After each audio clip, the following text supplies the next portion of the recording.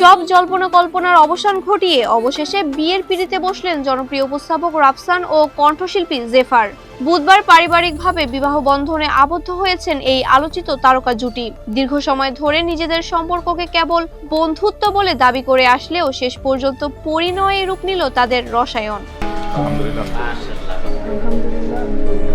জেফার ও রাফসানের ব্যক্তিগত জীবন নিয়ে গত কয়েক বছর ধরেই বিনোদন অঙ্গনে ছিল নানা চর্চা। বিভিন্ন সময় দেশে বিদেশে তাদের একসাথে ঘুরে বেড়ানোর ছবি সামাজিক যোগাযোগ মাধ্যমে ছড়িয়ে পড়লে প্রেমের গুঞ্জন আরো জোরালো হয়। তবে দীর্ঘ সময় ধরে রাফসান বা জেফার কেউই সরাসরি সম্পর্কের কথা স্বীকার করেননি।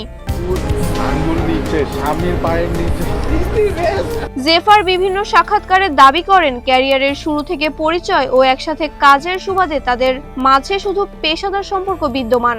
সামাজিক মাধ্যমে প্রচার হওয়া এসব খবরকে তখন ভিত্তিহীন বলেও উড়িয়ে দিয়েছিলেন তারা। তবে এই আলোচনা নতুন মোড় নেয় রাফসান সাবাবের প্রথম সংসার ভাঙার পর। সাবেক স্ত্রী সানিয়া সুলতানা এশার সাথে বিচ্ছেদের খবর রাফসান নিজেই সামাজিক যোগাযোগ মাধ্যমে প্রকাশ করার পর নেটিজেনদের তোপের মুখে পড়েন এই জুটি।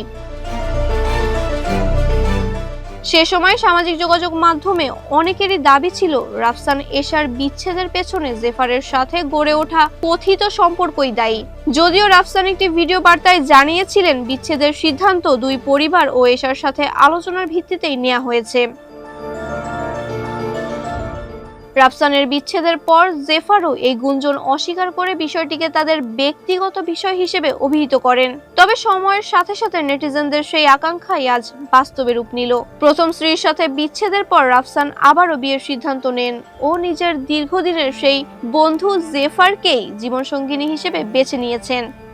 মাহবুবা ইসলাম, মানব কণ্ঠ।